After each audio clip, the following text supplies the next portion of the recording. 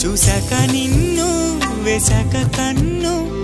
నక్కేలాగా తీసుకోను ఏం చెప్పుకోను ఎడు తప్పుకోను నువ్వొద్దన్నా నేనొప్పుకోను నువ్వేసే గవ్వలాటలు మెలేసే గళ్ళబాటలు నీదాకా నన్ను రప్పించింది నువ్వేలేవమ్మా నిజంగా నెగ్గడం అంటే ఇష్టంగా ఓడడం అంతే